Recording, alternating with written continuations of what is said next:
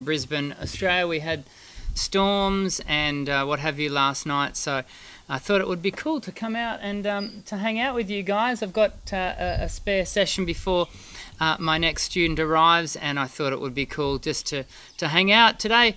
No particular topic in mind, just want to answer your questions and have a chat with you guys. So make sure you let me know where you're from. I reckon today it's around about, I think it's around about 20, well, it's 11 o'clock here today, 11 a.m. in the morning, and yeah, it's around about, I reckon it's sort of early 20 degrees. Let me see if I can find out what the actual temperature is here. It's, oh, wow, 28 degrees. So that's quite a deal warmer than I thought. No wonder my back feels a bit warm. And so why don't you let me know where you guys are from, and I'm just going to, it's been a while since I've used the live chat hangout. There we go, there's from Austria, good to see you, thanks for jumping in and saying good day. I hope the weather is fine in your part of the world.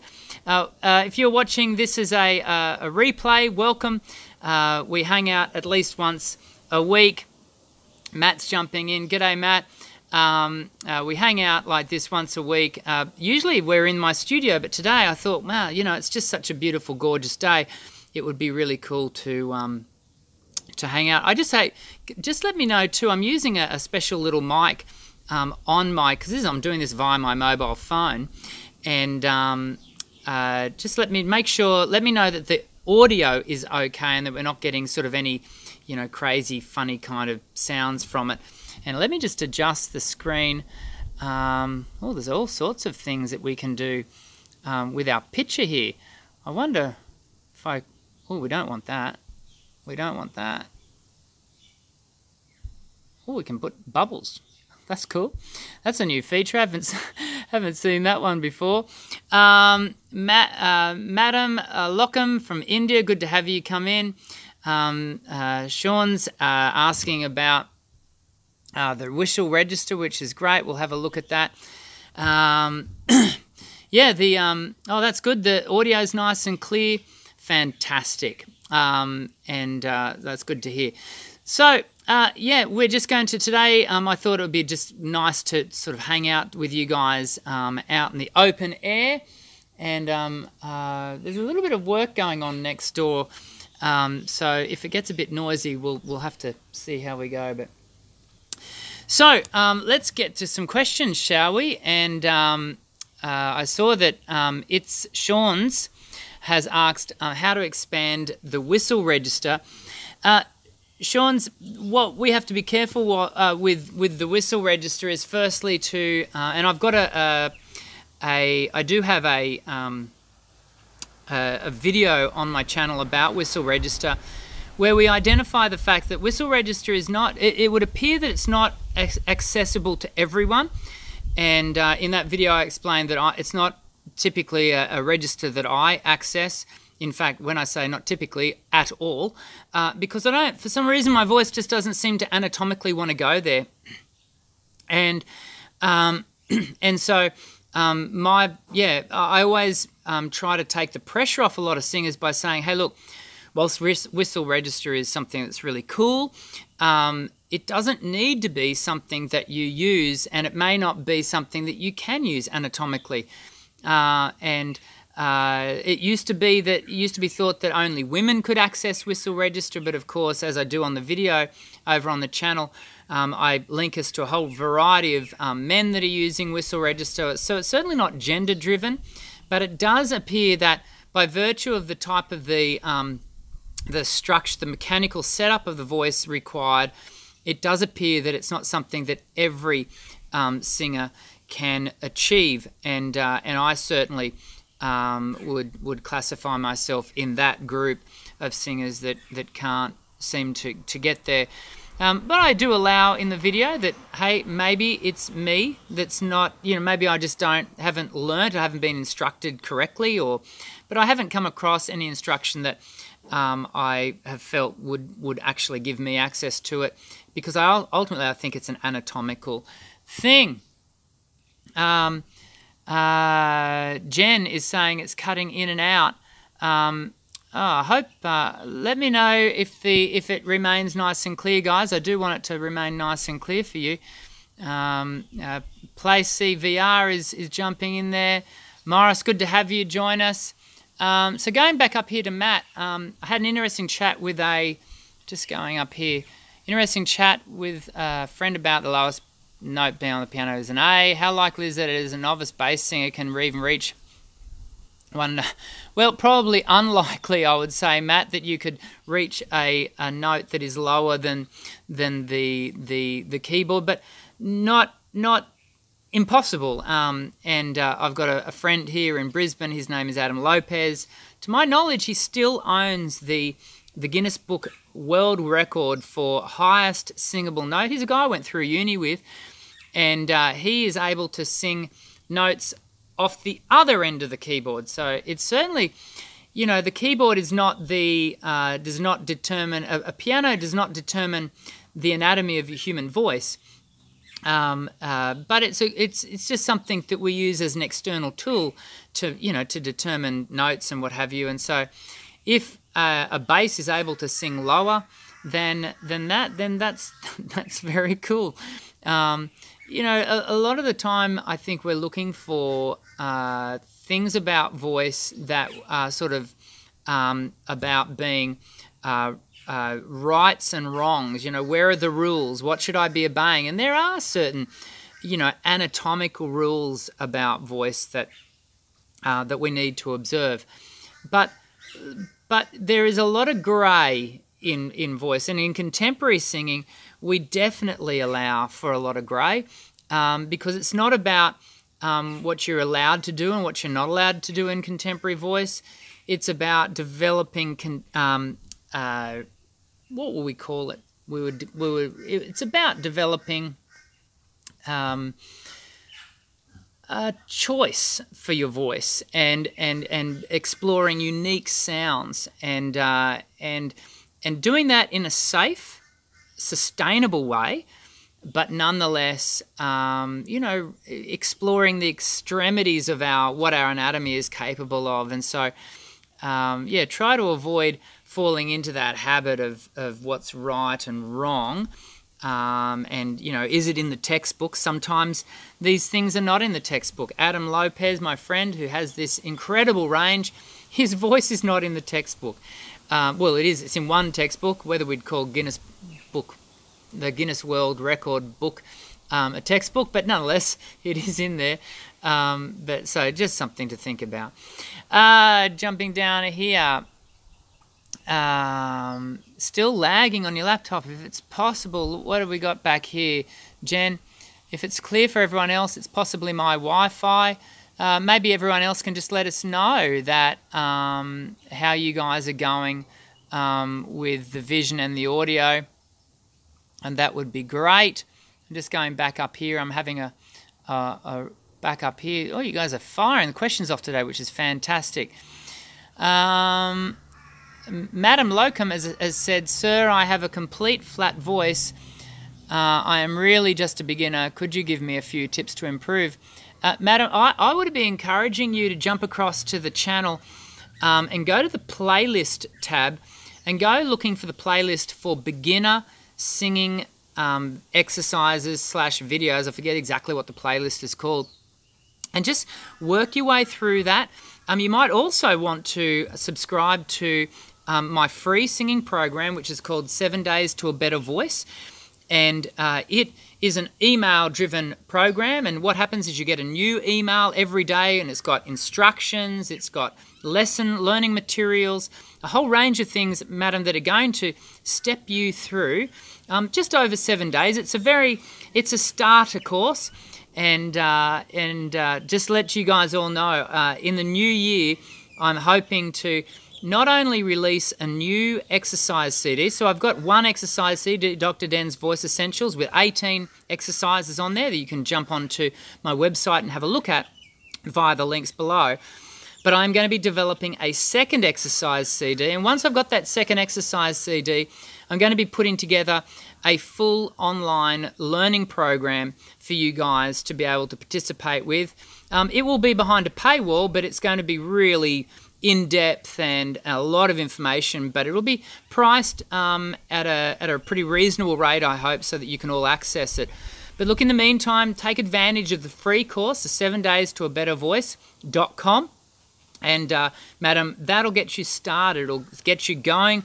And actually, as a part of that program, you get offered a $10 discount off the exercise CD, which is the perfect companion to be working along with the 7 Days to a Better Voice program as the emails come out every day. A lot of people, when they're doing that program, don't simply do it, even though the emails come daily, a lot of people will take 7 weeks to do it. So they might work on the first email the first week, and then the second email the second week, and so they're developing their voice slowly but surely. Let me know if you've participated in that program.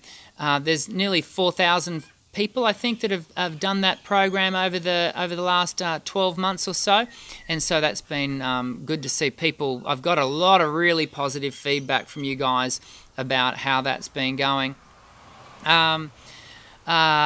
Akjay's, I'm making a comment here. First of all, thanks to our 7-day voice training, I'm on the 3rd day and already sung 2 songs very well, much better than before.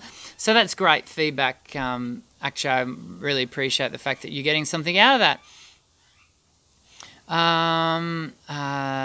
Morris is saying he's starting to hit high notes. There is a good another video on the channel.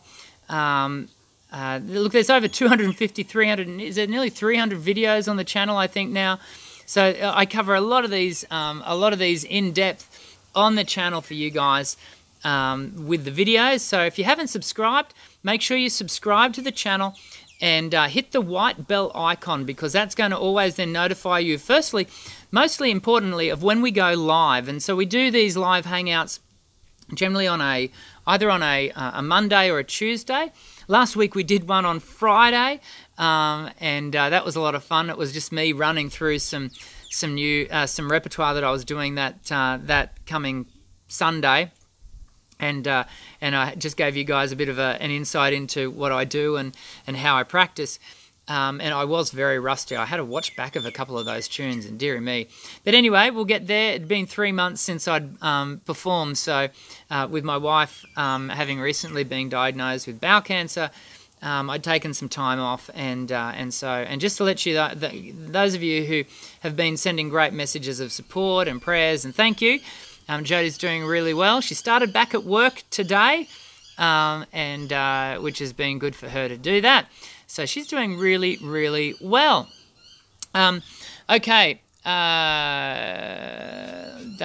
So just jumping in here to have a look at some of the questions that are going on. Make sure you leave your questions. Jen's really struggling with her connection. I'm just going to write my question and may have to rewatch on the replay. So, okay, let me answer your question, Jen. I was wondering about singing in the car. You mentioned that it's not a good idea for vocal warm-ups. Is this because of the distractions of the surroundings, or does it actually damage your voice? Jen, and you find yourself singing in your car a lot. This is a vexed issue. I hate being the person that has to give the feedback that it's not a good thing to be singing in the car, because look, I know a lot of us like to sing in the car, and I get that, and my kids love to sing in the car on the way. In fact, my 9-year-old this morning was singing in the car. It's not a matter of that you shouldn't ever sing in the car. The challenge is when a lot of singers want to warm up in the car. So they're actually preparing their voice for use on the way to a gig, on the way to their worship service on a Sunday morning. That's what you shouldn't be doing.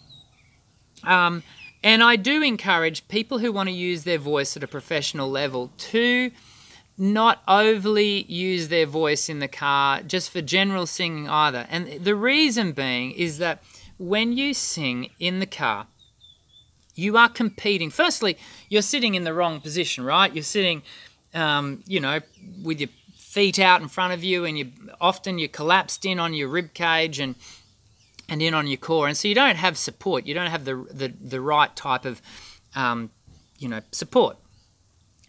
But that's not the main reason. The main reason is the surrounding level of audio landscape that you are having to compete with and you are having to sing over the top of.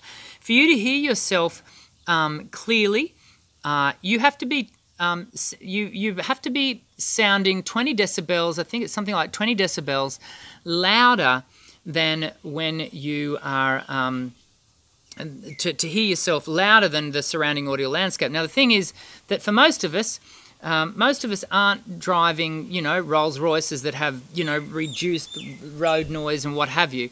Most of us are having to drive, you know, our cars that have got road noise and have got, you know, the radio might be up or what have you. The point being is that you've got to sing up and above that. You've got to exert your voice up and above that, and that just labours the voices. And at a time when we're wanting you to warm the voice up and prepare it for use, that then gets, you know, you're overdriving the voice. And so, you know, the car is the worst place to be doing a warm-up. If you can avoid it, then that would be great. And I encourage you to either do your warm-up before you go to a gig, or once you arrive at the gig, if you know that there's going to be a space that you can warm up well, then prepare your voice in as quiet a place as you can. It means that you're not going to be overdriving the voice at a time when you're trying to ease the voice in to that. My voice, my back. Notice if I lean back like that, I'm right in the sun. The Australian sun, if you're not familiar with the Australian sun, it cuts. And even now, we're only sort of just getting in the middle of spring, it's already got a cut to it. So I'm trying to lean forward and not find myself with my back in the sun. Otherwise, I will get sunburnt, and that is not a good thing in Australia. Kimberly's asking, how can I cure hoarse and sore throat when I sing? The first thing you'd be doing, Kimberly, is you would be resting. I think that you would want to rest your voice, firstly. Give it time. It may well be that you have overdriven the voice, and if you're taking a laboured, fatigued voice into your singing, then it is already going to be, you know, having to work against, you know, it being fatigued. And then you've got to make sure you are then singing. When you do come to sing, you are singing with balanced mechanism, that you're not, you know, using your voice in a poor way, that you are getting good balance. And one of the things that will drive the voice towards hoarseness is constriction. So jump across and have a look at the channel and go looking for, again, in the playlist tabs. There will be a playlist there about how to sing with in fact, I've got a couple of playlists on this subject. One's called, I think, How to Sing with Less Strain, and the other one's called How to Sing with More Ease or something. I can't remember.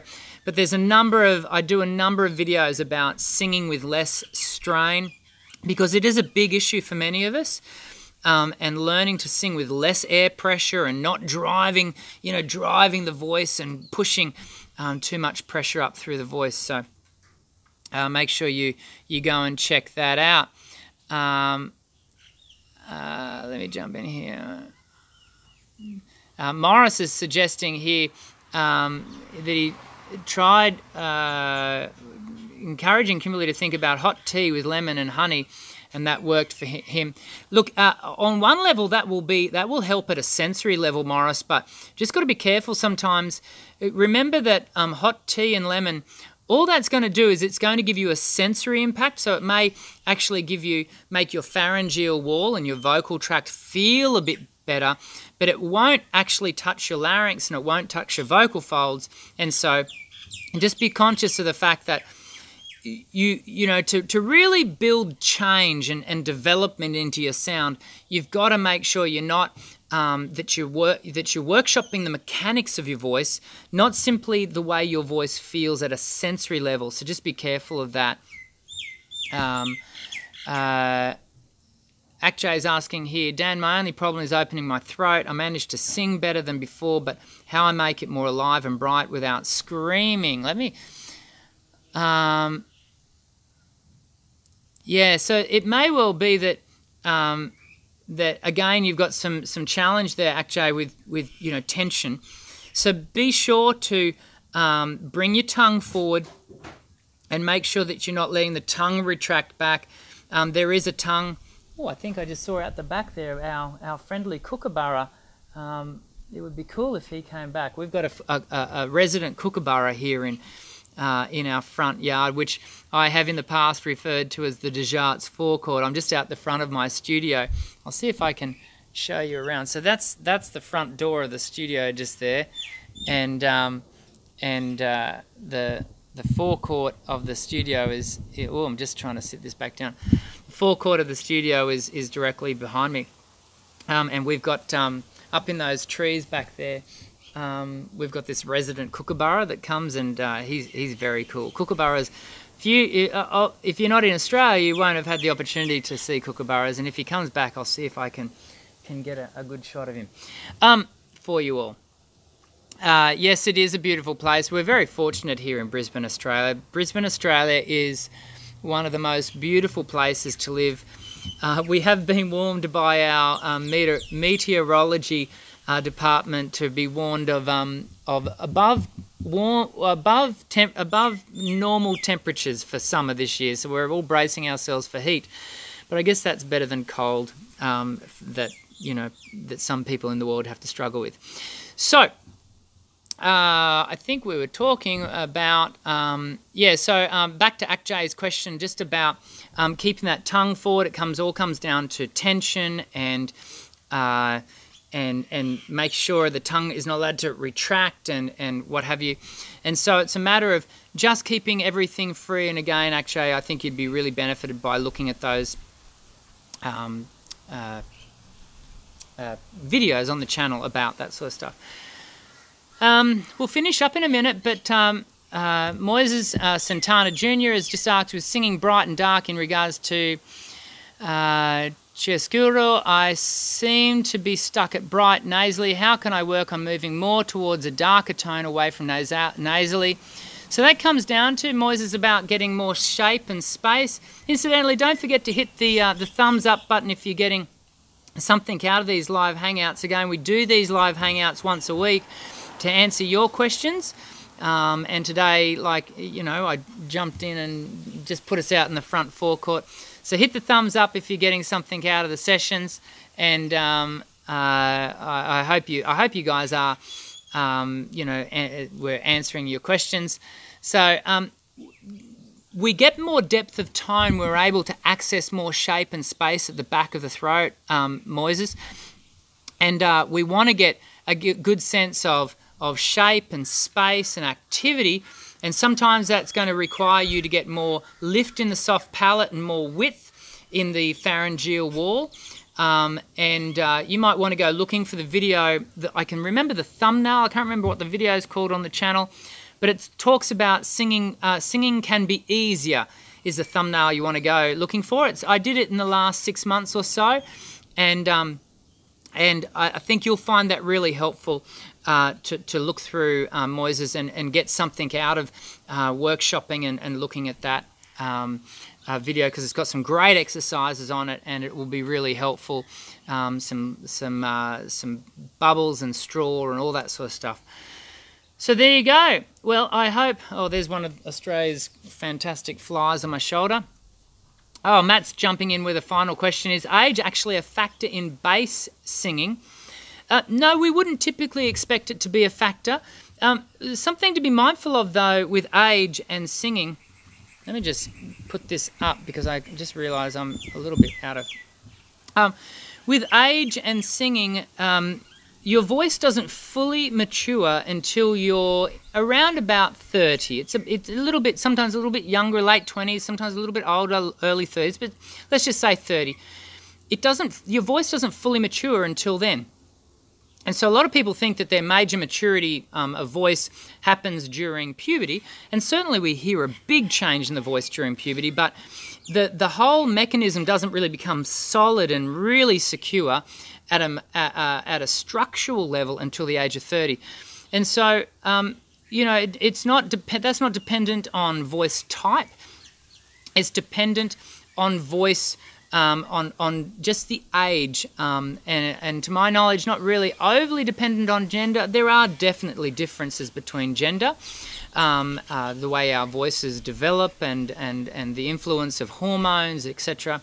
But nonetheless, just don't expect your voice to be fully prepared for full-blown use until you're 30. And this is a challenge for us as contemporary singers. The classical disciplines have got this right. They know that there are certain roles that really cannot be done by young singers. They have to, a lot of Wagnerian roles, etc. Is that how you say it? See, I'm not a classical person. But a lot of Wagnerian, I'm going to say it, Wagnerian, correct me if I'm wrong, everyone, are done by much older singers who are not until their early 40s, because the voice hasn't fully developed and really become secure and what have you. So whereas us as contemporary singers, a lot of our contemporary singing is done, a lot of our performance singing is done in our late teens and early 20s through to our 30s, before the voice has fully matured. And so that's something to be conscious of. It's a challenge with what we do, but we certainly mitigate a lot of those challenges by always looking after the voice, getting good mechanical balance, and doing those sorts of things. So, look, I hope you've enjoyed today's hangout. I got in eventually, though. I'm just looking at Jen's comment here. Most of I tend to hum or sing quietly without real... yeah, that's okay, Jen. Don't get too concerned about singing in the car. Just be mindful of it and just be really measured with it, but don't warm up. Don't go looking to prepare your voice, with that. That's pretty important. Okay, well, I hope you guys have enjoyed today's hangout. I'm going to sign off, and this was a little bit different. Give me a thumbs up if you've enjoyed the hanging out outside. It's a bit different, a bit of a gorgeous day, so I thought it would be a nice thing for us to be able to do. And of course, if this is the first time you've ever joined us here at Voice Essentials, we would love for you to subscribe and join our ever-growing community of singers from across the globe who, just like you, want to raise their voice in song. We are an encouraging bunch. We do these live hangouts once a week, generally Monday, Tuesday. Sometimes we fit in a second one later in the week, but it's mostly Mondays and Tuesdays that we'll do it. The only way you can know that we're going live is to hit that white bell icon next to the subscribe button. Once you've subscribed, hit the white bell icon, and it will then notify you that we're going live, and you'll always be able to jump in, ask your questions. I do my best to answer your questions. But of course, a lot of the questions are answered in detail over on the channel, so make sure you check it out. And as I always do at the end of every video, I just want to sign off by saying, my name's Dr. Dan. Sing well.